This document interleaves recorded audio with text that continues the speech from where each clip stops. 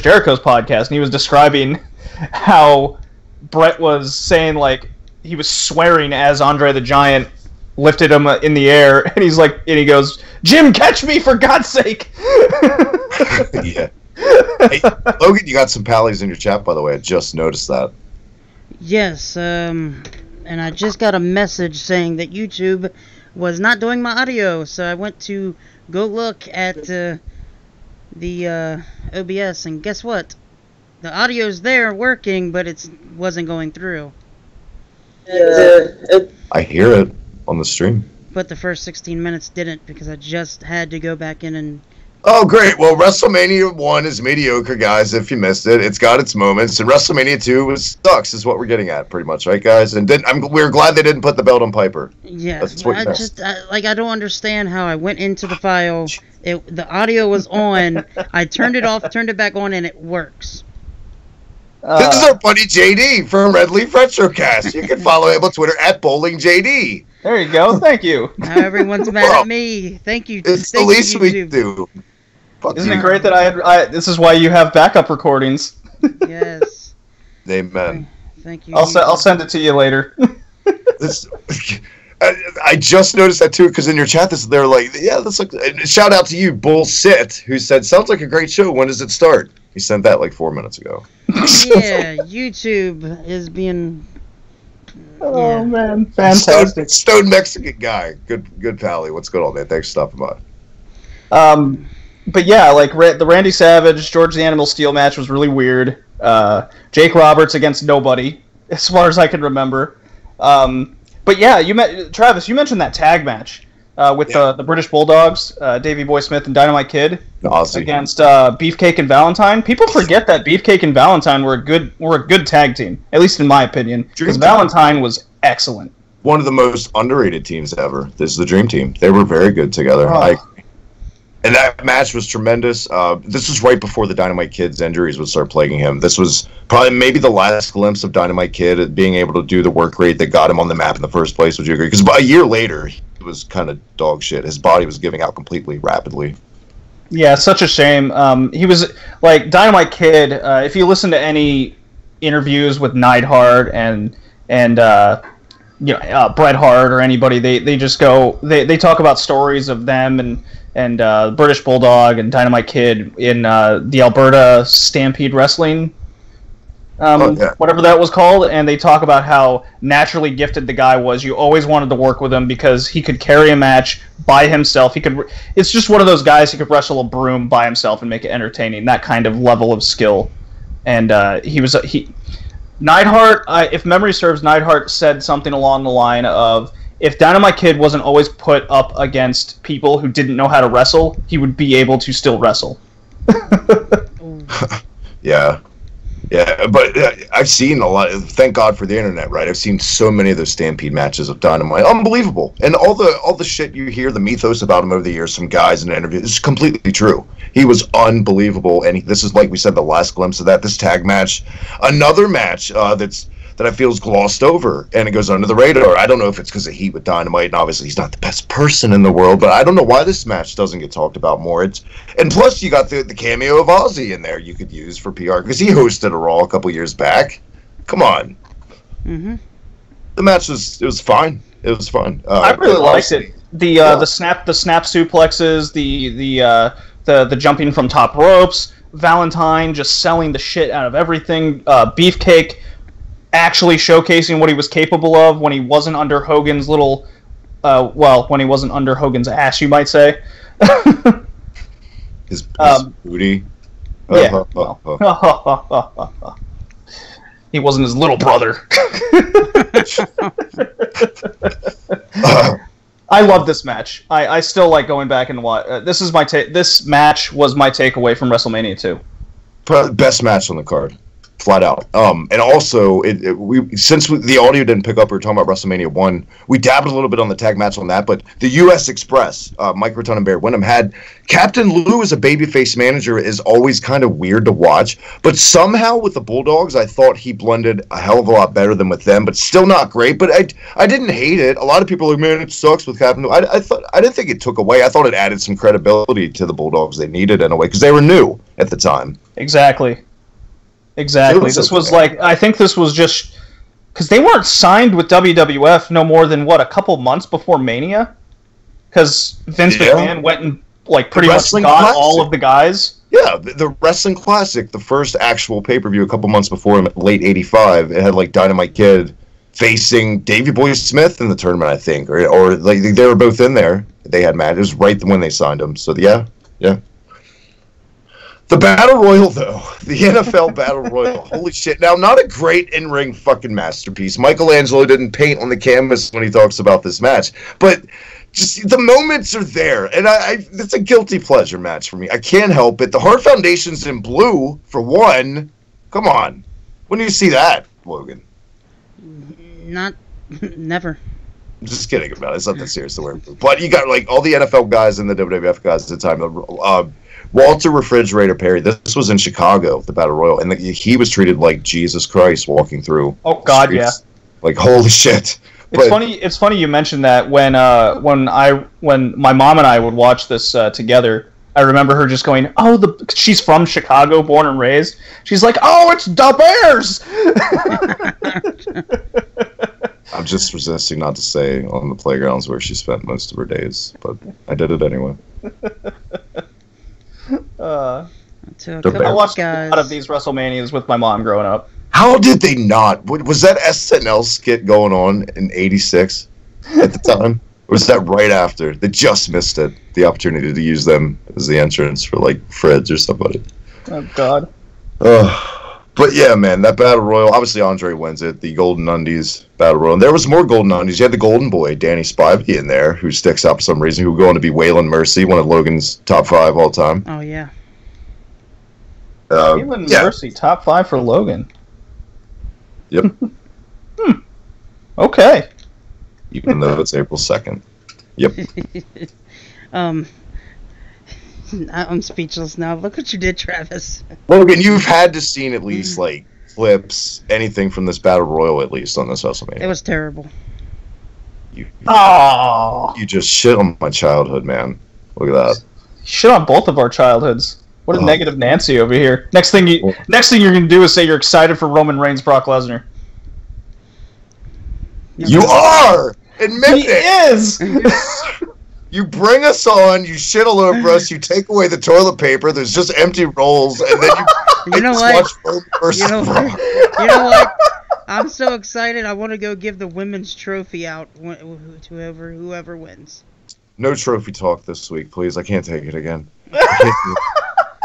More trophy talk, guys. Welcome, Tater Snake, to the chat. He says Chad Gable would whoop Spivey's ass, but I'm not telling you anything you don't already know. Holy shit. That's truth, and welcome, Tater Snake. And yeah, all day. I mean, Spivey's lanky. Gable's got him like a grapevine. I can't wait for this week's Like Waldo. Biggie Pro. Oh, that's not what we're on, are we? Damn it. Yeah, stop doing the cheap plugs, buyers. What the fuck? We got a gas? Come on, man. Tater Snake in the chat. He hasn't been here in a minute. Come on, class it up, Myers. WrestleMania 2. Bundy and Hogan in the cage. Because everything else in this was like Hercules versus Steamboat, house show match. Fucking Jake Roberts versus George Wells, house show match. It was just all that, and then like 2 big matches. And other than that, I mean, unless you have any, I know you superstars, man. Respectfully, though, I will put on the brakes because I know JD actually takes the time, unlike our unprofessional asses, and takes notes and writes down. Any other thoughts on 2, JD? No. I have a thought. So it was Hulk Hogan versus Logan Myers in a cage match? That's what you're trying to tell me? They should do a death battle, and a cheap plug to Red Leaf Retrocast. I was just on your show the other day talking fighters, and we brought up May from King of Fighters and her breasts. Who would win in a death battle, Elvira's breasts or May's breasts? Because they were on the show, and they were for 6-year-old Hibiki. Elvira's breasts, man, they're like a pathway to life. back then. I don't know. They basically created an entire fighting engine just so Mai's breasts would move. Jeez. So we went from WrestleMania to breasts. Is it Popeyes or KFC? Well, there was a singles women's match on the card somewhere. Somewhere. Oh, Christ, with a nip slip. Fabulous Moolah defeated Velvet McIntyre in 1 minute and 25 seconds. 1 minute 25 seconds, but they got a nip slip in there. Did you catch it, Logan? See it?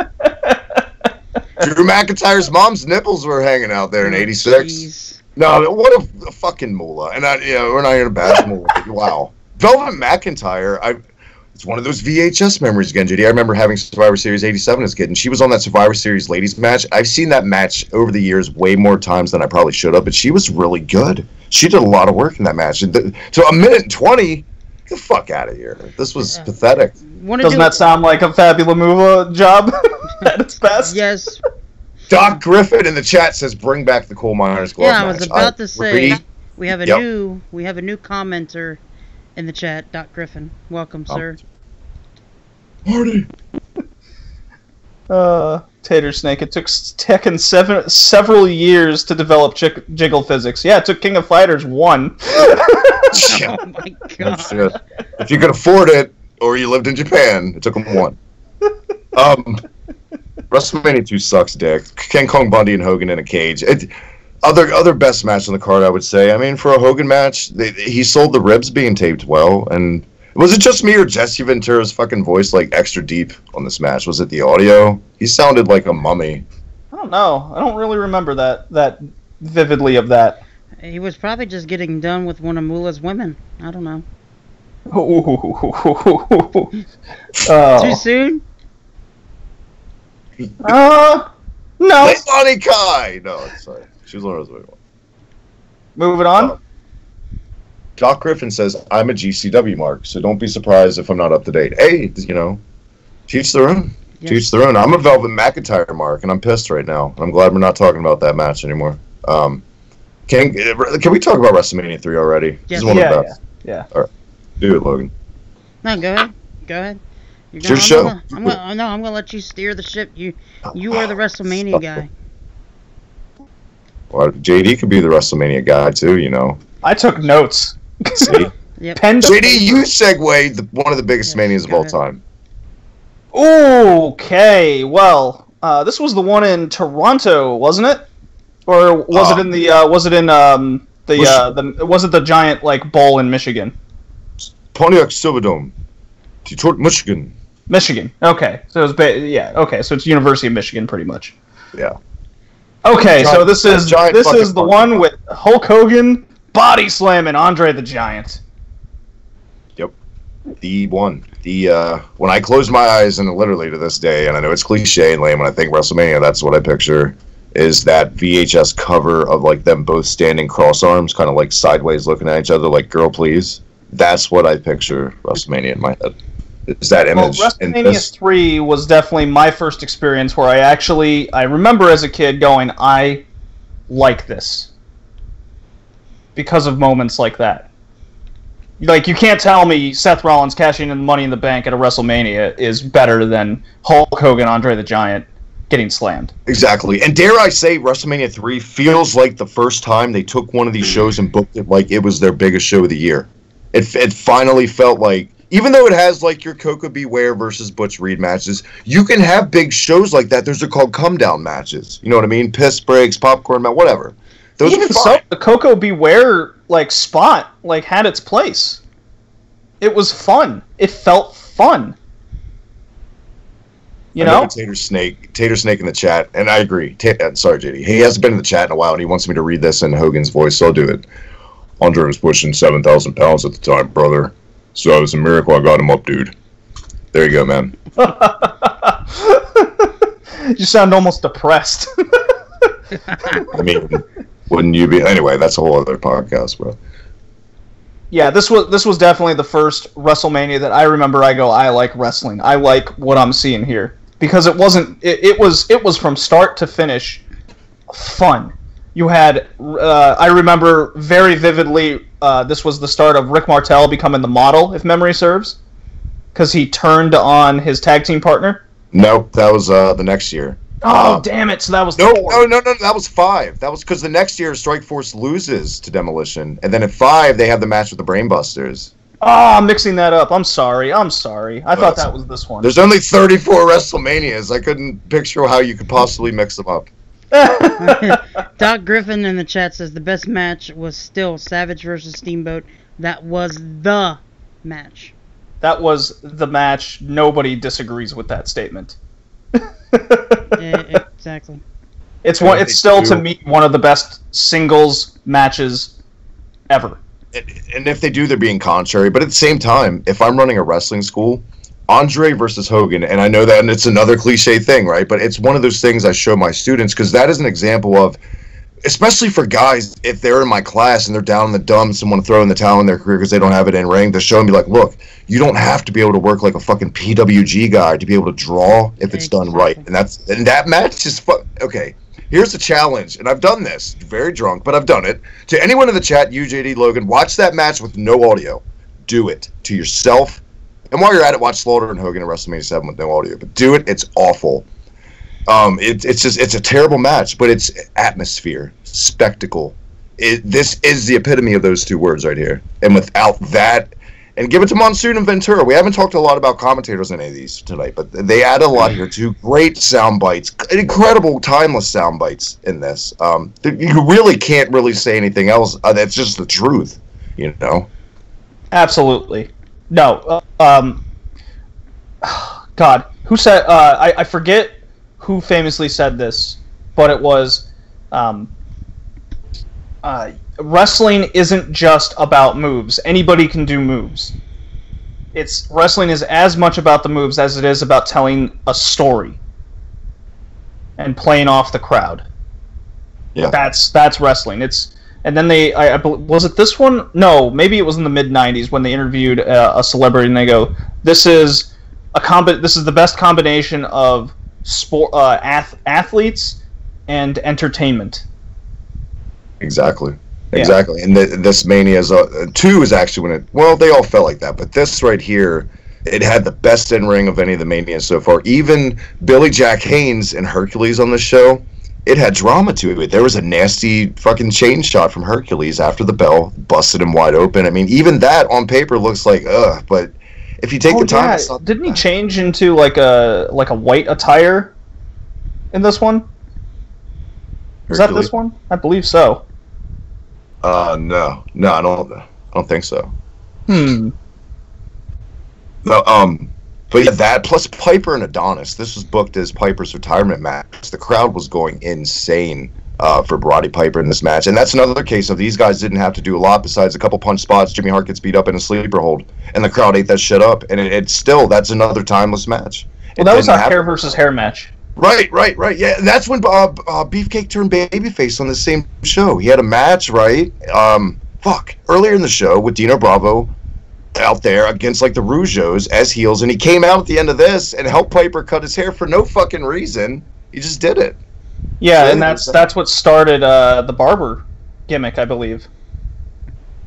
Because Adrian Adonis came out with those giant scissors. Doc Griffin in the chat says, you must tell the story. These are our heroic legends. I agree. The story is critical to pro wrestling. You gotta otherwise it's just an exhibition of moves, right, guys? Yeah. You want to see an exhibition of moves, that would be the 6-man tag match that was in the middle of the card. The Hart Foundation against the British Bulldogs, man. I thought the midgets. Tito Santana. But no, that was actually a good match, by the way. Of course it was. It was the Hart Foundation against the British Bulldogs. Yeah, he wasn't being condescending, guys. That was actually a really good match. But initially, I thought Little Beaver, King Kong Bundy, Hillbilly Jim, Little Tokyo, that 6-man. Then I was like, ooh. Maybe the best midget match of all time that didn't have Max Mini in it, I'll say. God, the midget match. We don't bring up that name. I'm a troll. Come on now. It's wrong. Now, Logan, I got a question for you. Go ahead. Are you familiar with Jake the Snake Roberts? Yes. Are you familiar with Alice Cooper? No. No? Well, I feel 63 years old. I'm out, guys. Oh, wow, okay. Are you familiar with the Honky Tonk Man? Yes. Okay. They had a match at this WrestleMania, and it was hilarious. And yet really good, because it's Jake the Snake, naturally. So it was Jake the Snake versus Elias? Sure. Elias versus Jeff Jarrett with a snake instead of a guitar. That was a big deal, too, for Alice Cooper to come out, accompany Jake Roberts, and with his, maybe the smallest arms I've ever seen on a wrestling program that wasn't a lady. Jesus Christ. But yeah, and I think Ventura had some great one-liners about Alice's physique. I don't remember them, but yeah, it was a good. Was it a comedy match? Would you say, or is just like a heel getting his up and comings or whatever, come up? Well, it was kind of that. But the fact that Jake the Snake Roberts and Alice Cooper were kind of always like creeping on him, it seemed, because everyone hated the Honky Tonk Man. Hated him. I hated him. My mom hated him. Everyone hated him. They all wanted to see like a fucking snake rip his neck out, or rip his neck out, choke him to death. I hated him. Honky Tonk Man? No, I'm just being a troll. Doc Griffin in the chat says the whole deal got polluted in the '90s when people were just there to do high spots to get the pop, and then I sarcastically put cough FMW ECW tape trading cough. Yeah, I mean that was just the evolution of the product. That was just the times, television, just media in general. Their attention spans were shorter. Entertainment was becoming more accessible with the internet. That was bound to happen with how it evolved in a way. Sure. It's just a matter of time. But other than that, Steamboat Savage, we don't just want to gloss over that, do we? Because Jesus.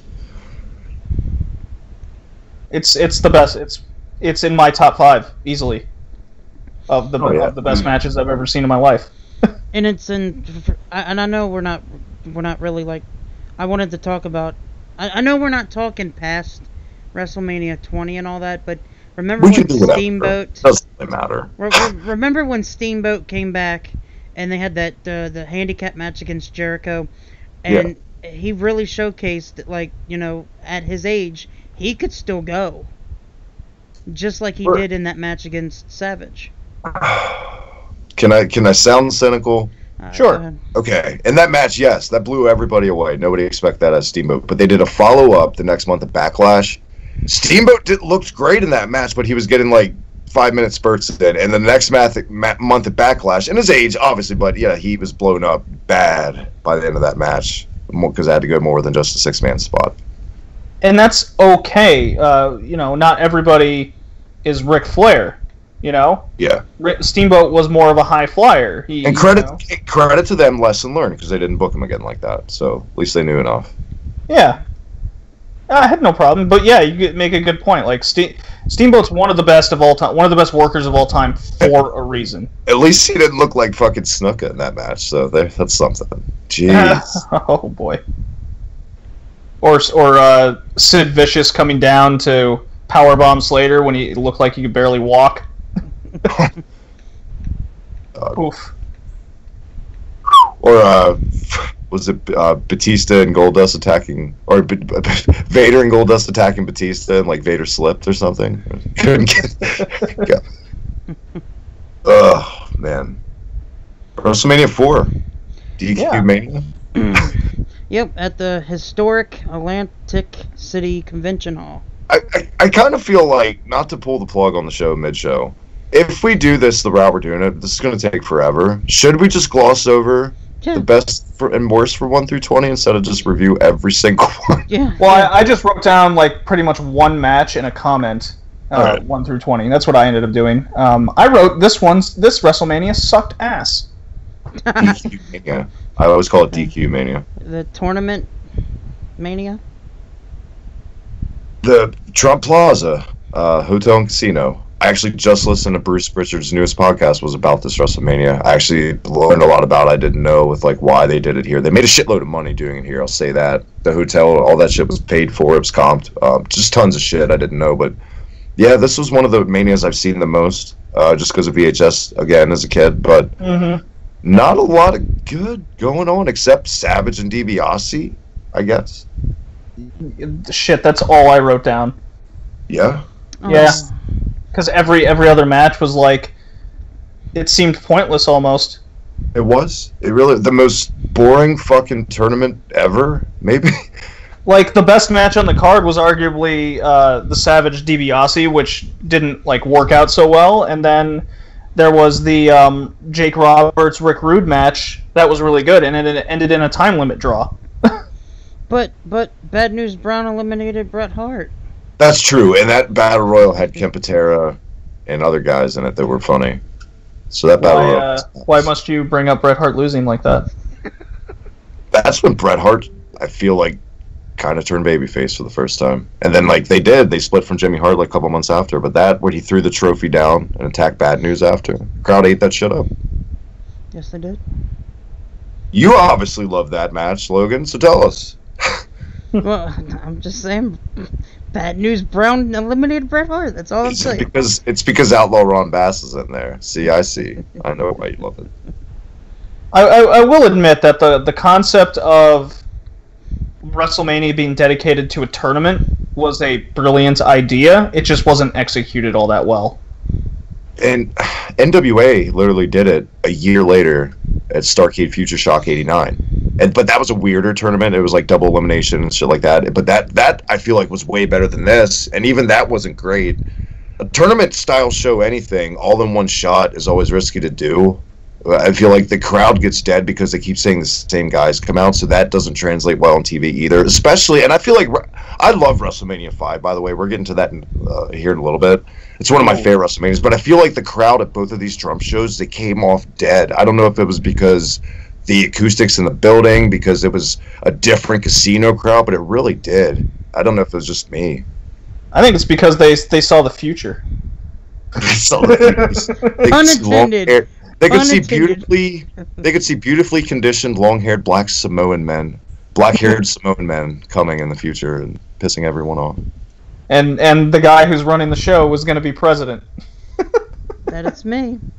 Drew, goddamn Ortman is in the chat. My co-host from Never Drew It. Drew Orton. Drew Orton, the Legend Killer. What's going on, Drew? Thanks for stopping by. Newest episode dropped today. Yes. Beautiful, Bobby Eaton. Yes. All right, I'm skipping on to WrestleMania 5. Yeah, my favorite part, Virgil. Savage won the title for the first time here, and it was a good run. I don't feel like he got outshouted by Hogan, because how they would do it at the time when Savage won the belt here, and through '88 they would book their house show tours, like A and B. Savage would headline one, and Hogan would headline another set with the different guys, another crew, and they would both do equally well. And I've read reports where, like, sometimes Savage's house road circuit would outdraw Hogan's, which is crazy. Yeah. I remember I was very happy that Savage won. It was like about damn time kind of thing. Yeah. It's enough with just one guy. And they knew enough. And plus Hogan was going on to make, like, No Holds Barred. He was going away. That's also why they did it. And the cool part about this is, Macho, like, for this generation, we don't necessarily say that anymore. Like, about damn time, they deserve it. Every week we hear that when somebody wins a championship. Hell, Naomi got it. What was it last year? Well, again, apples and oranges. Fans were so much easier to please back then than today. Yeah. 10,000 times more easier to please back then. But I'm saying, like, that. Everyone's a title holder now. If you go back to these quote glory days of wrestling, go back to like a title match where, like, if the champion was a heel and the guy that wanted to take the belt was a babyface, and the crowd really wanted that babyface to win, but say the match would end in a DQ. Howard Finkel would announce that he won by DQ. The crowd would cheer just as loud as if he had won the title, and it's confusing, but that just goes to show how the heat was different back then, and how, what I say, like, easier they are to please. They didn't care. It's weird. Does that make sense? Yeah. No, yeah. I mean, the one I first remember something like that happening was Coco Beware getting screwed over in his match, and then Coco Beware kind of, fought him at the end, fought him off, and threw him out of the ring, and, like, he had a big smile on his face, and the crowd went nuts. Yeah.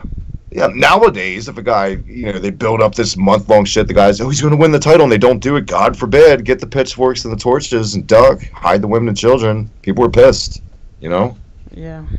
Fuck, in my Fantasy Mania booking, I have Becky Lynch coming out and getting Charlotte DQ'd on purpose by beating Asuka. The streak stays intact, and you get T Generation X. All right, well, this has been Future Wrestling Podcast right here on Future Entertainment. Oh, man, that was good. Hey, fantasy booking. Can I finally do it since it's WrestleMania 5, Logan? Please. Yeah, the Red Rooster.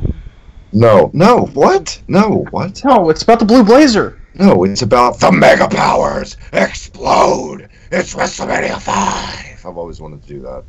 What a goddamn hype package this was for the intro to WrestleMania 5 with Vince and the thunder and the clouds and the images of Savage and Hogan. I said it in my group chat earlier, so it's not a spoiler for you guys, but the best angle this company's ever done, in my opinion, better than Austin and McMahon. Come at me. This shit never gets old for me. To this day, this angle is what made me fall in love with professional wrestling. Flat out. I'm a mark for this. Interesting. Because I was just getting into wrestling and watching all the old tapes, and when I got to this one, because I was born in '88, so I didn't really get to see a lot of the past shows until about '93, '94. So it all kind of rolled together around the '92, '93, '94 era. So WrestleMania 7 and 8 is kind of when I started. But this one, I remember my parents kind of talking about the build, and then I saw the match, and this was the beginning of hating Hulk Hogan for me. Not the match itself. I'm just saying the general thing, though. Yeah, the match was excellent. The match could never live up to that build the way they did it in '89. I feel like. You know what I mean? I disagree. I think the match as a whole was great until the ending. That kind of drama, I feel like the only way it could have truly lived up is if they would have gone like the Magnum TA Tully Blanchard I Quit match route, where it's just a fucking, these guys hated each other. Like it had that G-rated feel, and I get it. It's cartoon land at the time. The match should have came off more intense. It was kind of intense in certain, but something was lacking in that match. I feel like. I don't know. Savage was pissed off, kind of going insane. Elizabeth was kind of trying to be the person in the middle of it all. Didn't want Savage to cheat. She didn't want to see her husband be the bad guy. Yeah. Kind of holding back the whole time. No, Randy. What were you trying? That was the worst Miss Elizabeth impersonation ever. Rest in peace, Logan. What did you think of this match, this angle? I enjoyed it. I actually did. What can you say about it? You sound frustrated. Just a little bit, but it's a positive frustration. That's it. Why? What? Why can't it be like this now? Kind of thing. Yeah. Well. But I mean, we do get our moments, but then again, it's. Did we really? Every once in a while, every once in a blue. And the saddest part about that is, Logan, and I'm pretty much on board with that. This compared to today, this comes off so organic and real. When at the time, this was on the most corporate wrestling show in the world. I mean, NWA was more gritty and organic feeling than this, but that's the sad state of modern wrestling. Even Hogan and Savage comes off like fucking, you know what I mean, like a trauma movie compared to now the corporate, robotic, repeated storylines we get now are force fed. Yes, unfortunately. You can't get someone over today unless they fight the corporation. That is true. Every time. The elephant in the room. The ending is what made me start to hate Hogan, even as a small child. The paint by numbers Hulk up comeback, 1, 2, 3. Exactly. That was the turning. I remember it so much. It was the turning point of. Because I'm supposed to love this guy, right? Mm-hmm. And to see Savage, a guy built up to be the next kind of the next big thing, he became the big thing. And he hits his elbow, you're just like, yeah, because back then when he hit a finisher, people didn't fucking kick out all the time. And then Hogan doesn't just kick out last second Undertaker style. It went barely a 1 count, he just chucks him off and then wins immediately, like Roman Reigns style crap. Yeah. Exactly. I'm still on the fact that he said elephant in the room. Was that a fat joke to me? I'm just kidding. No, I agree with you on that, actually. Wow, that joke, that did not get over, Logan. Yeah, it did. Ooh. But obviously the match of the night was Mr. Perfect facing the Blue Blazer, a.k.a. Owen Hart in a mask. What can you say? It's Mr. Perfect. Perfect. I don't know, man. You got the red hot match on here with Rugged Ronnie Garvin and Dino Bravo. No. It's Mr. Perfect and Blue Blazer. No, just no. Mr. Perfect's, like, debut match. I will say about the very beginning of this show, oh my, whose idea was it to have Rock and Robin sing Oh my god, the worst rendition of anything you'll ever hear. And you know the worst part? They've re-edited it on the DVD and network versions. On the original VHS copy, which I have right back there on my shelf, I can't confirm. There's a big-time Botchamania, which Matthews put up on Botchamania. A big-time audio fuck-up. The sync is off, so she's just standing there while the music plays for like 2 minutes. Felt like just staring, doing nothing, and then they had to restart the whole thing. Howard Finkel starts over. She does the beautiful, literally that deep. It was awful, and just never again. Don't ever watch it unless you want to punish your kids with something. I don't know. JD, thoughts? It was a Hercules and King Haku, man. It was match of the night. And I was going to say they followed up. This is also edited with the introduction. Howard Finkel fucks up in like 2 seconds and it says King Tonga. It's King Haku. Fucks his name up. So all these botches within like 2 minutes of the show. It's all re-edited now. My glasses are off now. But I actually don't hate that Hercules Haku match. Come at me. Well, that's because they should have been pushed to the main event scene. They should have. It was a missed opportunity. So you're trying to tell me they had David Otunga there? I feel like if I tell somebody that Hercules won this match with a suplex with a bridge, they would swear I'm lying. But no, he did. He won with the bridging fucking suplex. What a mania! I don't know why. Andre and Jake on this, just a fucking Brooklyn Brawler in Bobby Heenan's corner in a 2-second match with the Red Rooster. There's so many reasons I should hate this show. And now you could talk about the Strike Force and him becoming the model if you want, JD, because this is the show it happened on. Oh, okay, yeah. That was the turning point I had as a kid, because I was a big like Rick the Model Martel fan because of just so ridiculous his character was, and I didn't realize it at the time, but I was like, oh, okay, that asshole's leaving Santana, great, you know. Because I liked Santana. Because then Santana shortly went on to El Matador. That little shtick, I believe. And yeah, it was a lot of fun. I didn't really give a shit who the Brainbusters were, to be honest. Yeah. Like, as a kid, I didn't watch NWA, so I just thought they were just two, like, dads with Bobby Heenan. They looked I knew who Arn Anderson was, but I didn't, like, care. To be honest, I cared more about Demolition and watching the Barbarian and Warlord. Plus Mr. Fuji running the 5K in a tuxedo with not a drop of fucking sweat on his head. What an editing job that was. Actually, when I was making my notes, I texted my mom, do you remember Demolition and the Warlord? And she goes, oh, do I? Oh, God. 2 out of 3 fucking balls, right? Or just 2 against 3. Right? It's 2-on-3 handicap match. Yeah, Mr. Fuji. Holy shit.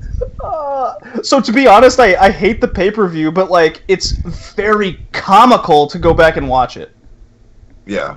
And not to mention that it felt like 2 hours. You think This Is Your Life with Mick Foley and The Rock is long? Morton Downey Jr., Roddy Piper, Run DMC, all this filler shit, Brother Love. It just doesn't, those things don't hold up. The Piper segment isn't that good. It's really cheesy going back. Oh boy. Woof. Woof, woof, woof. WrestleMania 6, can I just say, I have since a kid, I do to this day, I hate the Ultimate Warrior. This was truly the first time I ever, like, I kind of liked him at first before this, but I was a Hogan kid. So this match, fuck the Warrior, is when I just ingrained in my head right here. But he was always Ultimate. You know, there's the, oh my god, how do I put this? Travis, I think we have we're very like-minded in wrestling for the most part here. Because this was like the third year in a row where I just went, I fucking pretty much hate WrestleMania as a kid. I really liked, the Beefcake Perfect match. That was fun. You had Rick Martel, Coco Beware. Fun. But then, as the night went on... this. The what now? Demolition and the Colossal Connection. I like that match. Andre the Giant Haku. Yeah. the most odd tag team I remember. The Colostomy Connection, as Mean Gene would say on here. It was just like... I remember Dusty Rhodes facing off against Savage. That was a weird one. Rick Rude beat Snuka, and Snuka just looked like ass. Yeah. I think, yeah. It was a 3 minute and 59 second match. Oh my god, it's worse than I thought. I just went back and I remember. Also, that tag match with the Orient Express and the Rockers, that classic spot where Marty, I don't know what he's doing on the outside, but he's not paying attention, and he trips and he falls over the rail into the crowd. And he looks, you know what I'm talking about? Because the floor is elevated; it's on some weird stage. So I guess because it's a Sky Dome, which we failed to mention, 60,000 goddamn people. Which is a hell of a jump from Trump Plaza the year prior, but so people could see. That's why. Oh, this is the one in Toronto. Okay. Yeah, this is Toronto. Yes, Sky Dome. And was there as a kid. Yeah, all that shit. Yes, it was 67,000 in attendance. But how can you completely forget Big Boss Man in that 1 minute and 49 second match against Akeem? Come on now. I have a feeling you have the Wikipedia up at this point. Yes, I do. I don't need it. You know why? Because that was the greatest moment in the history of this country when justice was served and the Big Boss Man finally turned babyface, Logan. Well, I'm sorry, I can't remember. Wikipedia. I can't remember all these WrestleManias. I wasn't born yet. Bad excuse. Gotta go back and rewatch everything.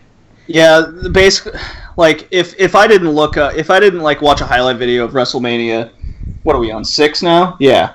Mm-hmm. Yeah, we're on 6. If I didn't watch the highlight video, I would have forgotten all of these matches, except the main event, which was Ultimate Warrior and Hulk Hogan, and I could be honest, I was really bored. If Bring it up. Oh. Do it. Can we? There's no children listening. Can we talk about the blowjob spot? You know. Sure. The blowjob spot, Logan, the test of strength spot here, the meme city. Oh my, it's so gross. Once someone tells you that, you cannot get it out of your head, and it's the most awful fucking thing I've ever seen. It's late. It's late, guys. But the blowjob spot with Hogan and the Warrior on here with the test of strength, go out of your way to not watch that part of it, because it'll ruin your eyes. Yeah. You want to watch someone no sell? This is the greatest match in the world.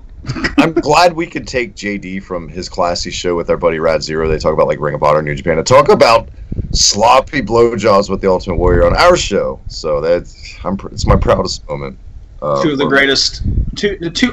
two of the greatest steroid-ridden main eventers of all time.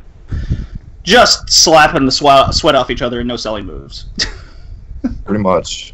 I bet the crowd don't tell them otherwise, because, wow, here's another case of atmosphere and spectacle. You don't need to be able to have a good match to have a match that lives forever. Because even though it's shit, I still go back and watch this match, and I don't hate it when I do. I don't know, it's just nostalgia, of course, but it's just got that special feeling to it.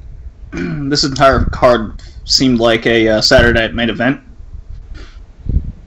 Yeah, it's a one-match fucking show, I think we could all agree.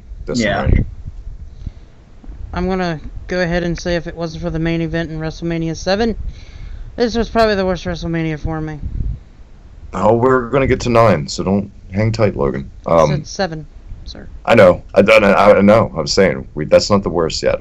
The worst is yet to come. Okay. This one's WrestleMania 7. The USA WrestleMania. Yeah. Let's see here. Big Boss Man, Mr. Perfect, IC title. Fuck this show. Ah, okay. That's my opinion on it. Yeah. Come on, it's fuck that show when you say the Legion of Doom versus Power and Glory, 59-second tag team match, and then Virgil was in a match. Nope, didn't happen. What Logan just said is fake news. Power and Glory doesn't lose. Good God. Didn't happen. You know why though? The backstory on that: Hercules and Roma were actually both injured. They just wanted that payday to work anyway, so it wasn't like they just couldn't work. So they at least shout out to them for getting that money. Oh, this is the Mania with Ultimate Warrior retiring Savage. Yes. Now let's get to overselling, no selling. This is the worst case of no selling you will ever see, ever maybe. I don't know. Unless it's that hardcore bullshit where they don't sell. Oh, yeah, that was the 20-minute just what am I watching match. Oh, no. No oh, selling. Memories. No, bad. No selling. That's Ronda Rousey tonight. Well, last night. Ultimate Warrior and Randy Savage. Good build. The retirement match. Randy Savage, the match sucks. Ends up hitting literally 5 of his elbows in a row. And I'm not making that up for anyone that hasn't seen it. Hits 5 of his finishers. Warrior kicks out like nothing. Other than that, Warrior wins the match. It's a Warrior match. It sucks. This afterwards, though, is what it's all about. This is the best moment on this whole show with the makeup. Well, you can't gloss over the fact that Warrior put his arms up and his foot on Savage's chest at the end. All that and talking to his hands and his gods. So just like before when I mentioned Hogan kicking out of Savage elbow is when I started hating Hogan. This was the match that I started hating Warrior. So you see a pattern here almost. It's almost like a coincidence. Yeah. Yep. Oh.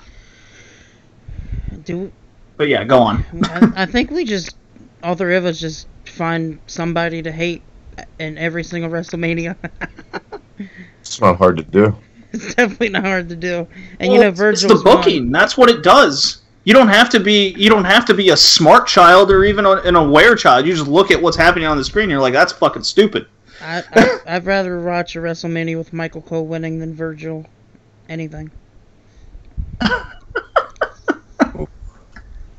You know what? Take that back. Because Virgil beat Ted DiBiase for the $1 million belt at SummerSlam, and that was fine. I don't hate that match. Take that back. I'm not taking it back. But I'm out of here. Good night, guys. Follow me on Instagram. No, it's good.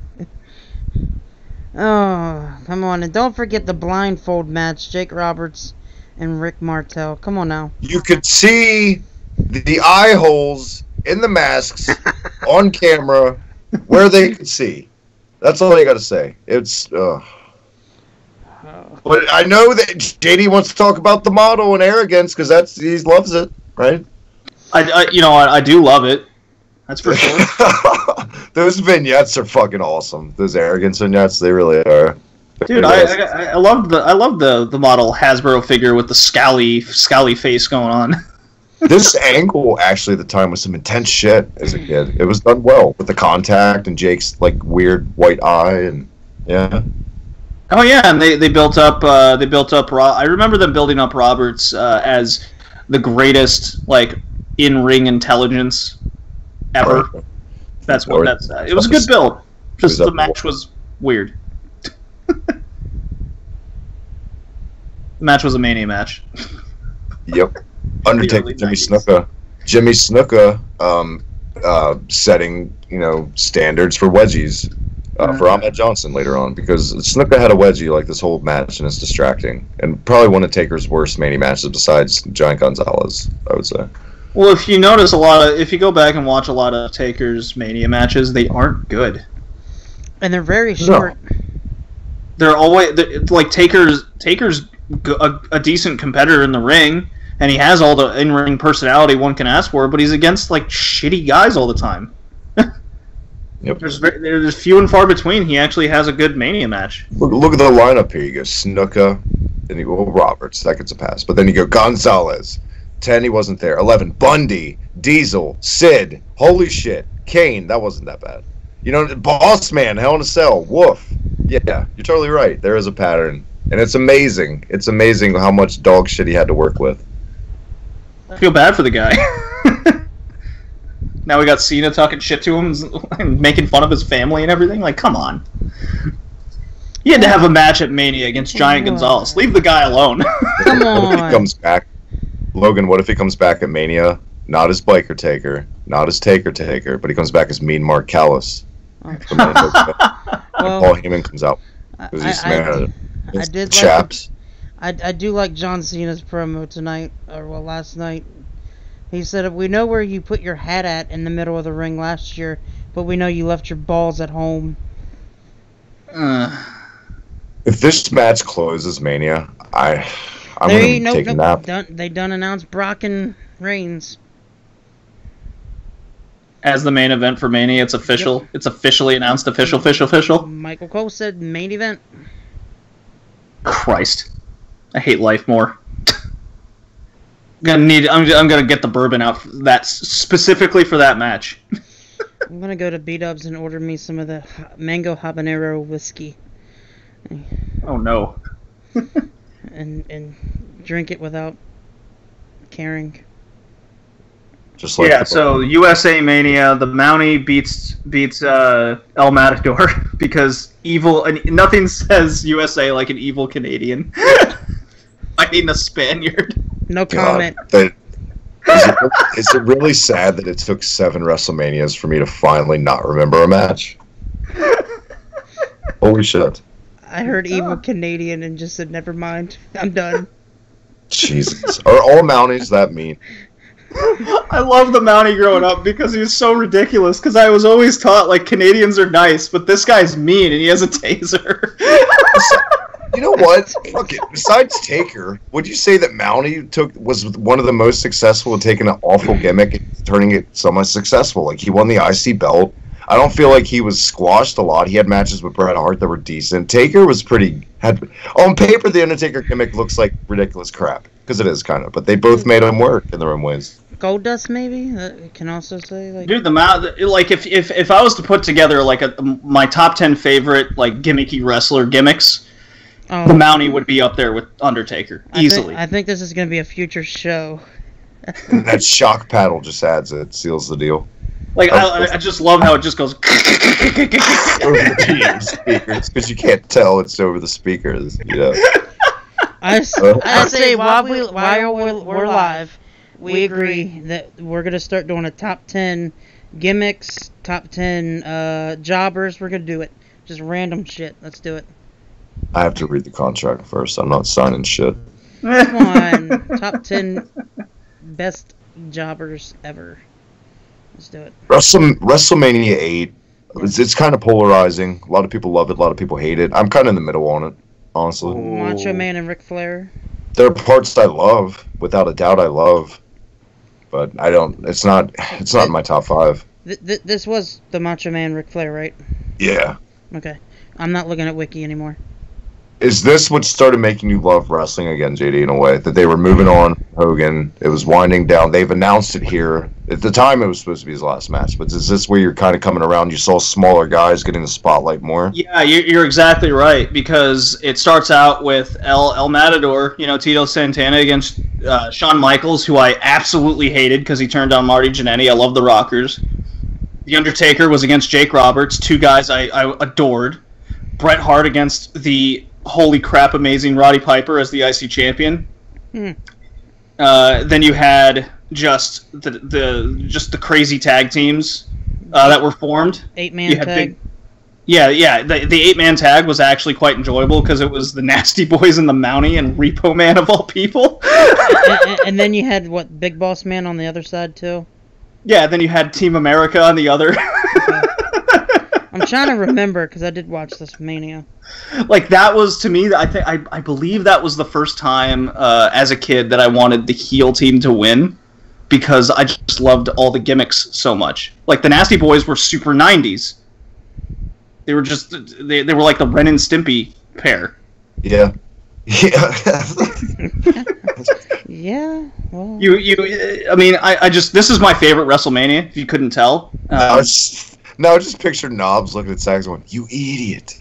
Yeah, exactly. God. Like they would hawk loogies during matches. I mean, it was just so ridiculous. I remember so well the Ric Flair build up with the Photoshop pictures of Miss Elizabeth trying to make Savage go insane. I remember the promo that they shot in an empty auditorium and Ric Flair like showing a picture of him, Elizabeth, in a stable with a giant horse, and he goes, "Look at Miss Elizabeth with her two favorite males. That's what you look. That is a satisfied woman. Am I right? Perfect." And he's like, "You're absolutely right, Flair." Man, Bobby Heenan on this entire show is some of his best material ever. Oh yeah, you're right. The commentary was outrageously funny and on point the whole time. And with Bobby Heenan, his one-liners, some of his, like, most people wouldn't notice are some of his funniest to me. Like, on this show, Monsoon's like, "Will you go get someone for me?" And Heenan's just like, "What, are you going to have another hot dog?" Like, just mocks him for being It's good shit, man. Love Bobby, rest in peace. I love Bret Hart. He's my favorite of all time, and, arguably Piper's best match of all time.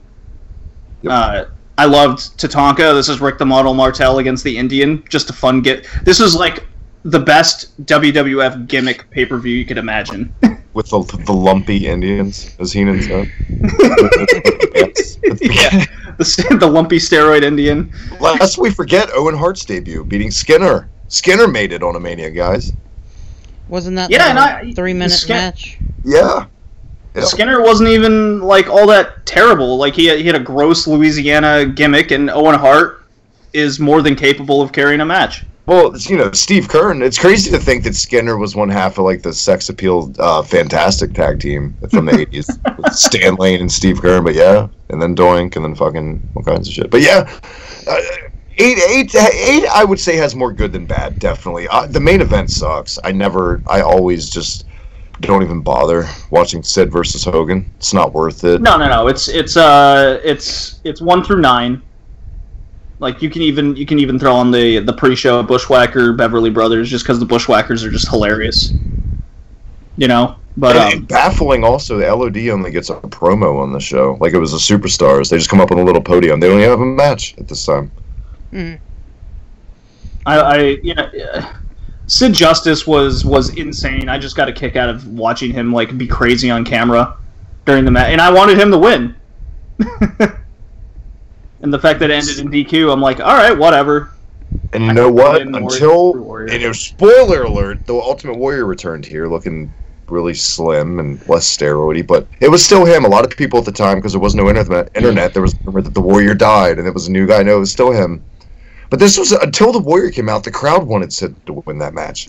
This entire angle, the crowd always seemed to cheer more for Sid, because in '92, people were just over Hulkamania. It was time, and I think Vince knew that. So I don't think, as much as I think as Vince didn't want Hogan to go, I think Vince kind of knew the direction that wasn't good. He could hear the crowds. He wasn't stupid. That being said, 8's really good. Honestly, Logan, I feel like we should stop at 9. I feel like we should stop at 9. A, because I'm doing a special WrestleMania 10 one tomorrow on my channel exclusively, that show. And B, it's fucking late, and this went way longer than I think we thought, but this has been awesome. Yes, and we also have a WrestleMania prediction show on Thursday that Travis might be on, may not be on. Never know. You never know what Travis is up to. Makes me sound weird. It sucks we're ending it on kind of a down note with 9. I will say this. 9 does have a lot of good nostalgia for me. I can watch 9. Unlike 11, I can go back and watch 9 the whole way through, and I'm okay with it. Certain parts obviously are terrible, like Giant Gonzalez. The biggest problem, if you never had a reason to hate Hogan, go ahead and give it to him, JD. It was right here on the end of the show. So, funny enough, this was the last WrestleMania I watched before I would just rent a VHS tape after it was done, because of how it ended. Yeah, Bret Hart lost to Yokozuna, and I liked Yokozuna growing up. I thought I thought his gimmick was fun. It was, it was the thing. Bret Hart can make any match look good, and Yokozuna wasn't all that not mobile in the ring. He could do a couple things. Of course, I believe in this match he Bret Hart tried to like jump on his back and do a sleeper, and Yokozuna just kind of fell forward instead. Yeah. But Yokozuna beats Bret Hart by Mr. Fuji like throwing the magic fairy dust in his face Bath salts. while he was in the bath salts while he was in a sharpshooter, and I was like, oh fuck, Bret Hart lost. Oh, he'll get him next time. That was 5-year-old JD just going, oh damn it, my favorite guy lost the title to this giant dude. He didn't overcome the odds, kind of thing. Next time it'll be okay. Yeah. Out comes a black-eyed Hulk Hogan, and The black guy P, Hulk Hogan, fucking whatever reason, just Bret Hart's like, he threw the magic dust in my face, and Hogan's like, I'll be the good guy here. Yokozuna, I challenge you, and for some reason, the match happens and Hulk Hogan wins, and the title's his now. And after that, I watched WCW exclusively for a while. and we hear it all the time now in Roman promos talking about Brock saying the Vince's boy quotes. This is the first case I feel like anybody was prominently booked like Vince's boy right here, just like, here's your belt right here. And then you said you became a fan of WCW. What a mistake that would be a year later, because guess who came to WCW, JD? And did the same shit, even worse, with worse angles and dungeons with Doom in them and just all kinds of horse shit, but that's other podcasts. This man, I'm with you 100%, because and I was the same way. I was bummed, and as soon as I saw, and I retract my bath salt statement, because you think, if you throw bath salts in someone's face, they're going to hulk up, they're going to make a comeback and win. No, whatever. But yeah, I was at least happy with it was still new blood with a title, and we were past Hulkamania, because I was 9, about 10 now, like you or whatever, and just I was ready to move on. Well, there you go. That's even more depressing that a 5-year-old was over Hulkamania, and that just shows how it was time. And just to see that happen was just, even as a kid, you're like, this is bullshit. Yeah. And that's why I feel in the next year, from this until WrestleMania 10, no matter how they tried to book Bret, and he's one of my all-time favorite too, I agree with that, but no matter how they tried to book him, no matter what they do, they put him in there with a babyface Lex Luger, the crowd always was the underdog for Bret. And that's what put Bret over the top, because I think it goes back to this moment. The fans always took with them that fucked over here. You know what I mean? It's like kind of bullshit. Like, Bret's our guy because he looks like a regular fucking guy, for one. But yeah. After it was after this Mania. I stopped watching because I think I stopped watching Superstars. I stopped watching. Whatever the fucking shows were at the time. I don't know, they switched between a whole bunch. I know I didn't watch Raw when it first started, but I would tune into the occasional big pay-per-view if The Undertaker and Bret Hart were, on the card to do something. Family would watch that, but we pretty much just watched NWA, WCW from there, because I grew up in Texas, so that was on TV. Yeah. Yeah. Yeah, I agree. Doink versus Crush. But even then, when all those other guys, all those guys came over to WCW, they weren't, say, the babyface you're supposed to root for. They all those guys I hated were guys you were supposed to hate. So I didn't feel the same way as a child. Yeah. If that makes any sense. It does, and by then, it's just the term passe comes to mind when you think about Savage and Hogan going to WCW, and obviously the NWO and all that would shake things up and change everything for the better. But other stuff, not just the main event here, a good opener with a shitty payoff with Tatanka and Shawn Michaels. I loved Tatanka as a kid. His whole undefeated streak, I literally thought he was going to win the title here, and as a kid, this pissed me off. Well, I don't really remember this match, to be quite honest. I strangely remember I remember Crush and Doink the Clown having a weird match where the crowd was strangely into it. That's 2 doinks! Yeah, Randy Savage was on commentary for one, by the way. Jim Ross making his debut for this ever. It's noteworthy. Yeah, Doink versus Crush, the gimmick was another Doink came out and attacked Crush, and they tried to say it was an illusion, David Copperfield type stuff. The heel Bobby Heenan did, but yeah, that was...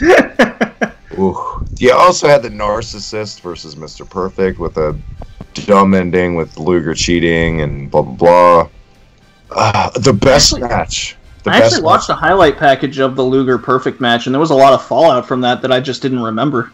The backstage stuff with Shawn Michaels, right? And cowboy boots and all, beating the shit out of Mr. Perfect with like a plastic trash can right in the head. Yeah, that was intense for the time. Definitely.